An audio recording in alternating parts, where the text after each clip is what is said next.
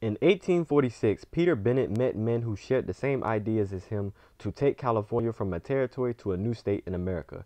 He was elected California's first governor and called for his legislators for a meeting to talk about one of the most explosive topics at that time, the debate over slavery and should they become a free state or a slave state, but most importantly, should they allow black people within the American West. California ultimately decided to come in as a free state and ban slavery.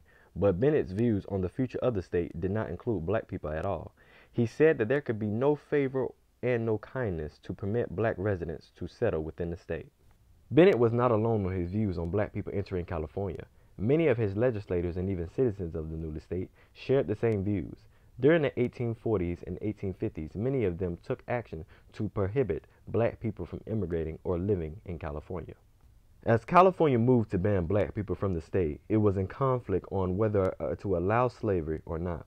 At this particular time, a national debate raged over slavery. As America moved west and new states were added to the Union, there were conversations on whether they should be free or slave states. And in 1849, California threatened to change the balance of free states and slave states.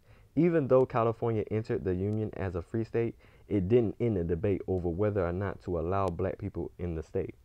And as California drew up its constitution, it faced these issues head on. Even though a lot of them were against slavery, they still wanted to ban black people from entering the state altogether. Another issue was white miners, worrying about the black miners who would pour their wealth and gain more influence than white ones in some areas. California black residents like Elizabeth Rowan, who was a free slave and lived in San Bernardino, California with her husband and 3 children, helped build a fort care for the children and women of her community and enjoyed the young state. She worked laundry, but her and other black people like her were portrayed as a threat to California. Around the state, free blacks were driven out of town and subject to segregation.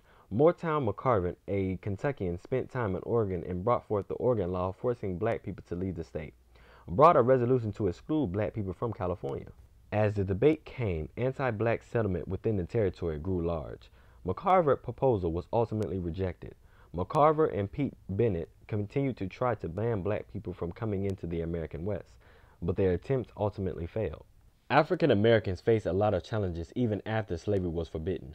The question of rights for black Californians caused deep divisions within the state, and it even boiled into a personal rivalry. In 1859, an argument over slavery resulted in a duel with the U.S. Senator David Bokewick, an abolitionist, who was killed by ex-Chief Justice of State of California, David Cherry, a pro-slavery advocate. Peter Bennett in California tried again and again to pass legislation to ban black people from entering the state. In 1858, he proposed a bill that fell short only because California began to worry about Chinese laborers instead of California black residents. Black people within the state were safe, and when the Civil War broke out and the Union won, it put an end to the issue of slavery. But California blacks were technically free, but anything but welcome. Hope you liked this video. For more content, please like and subscribe.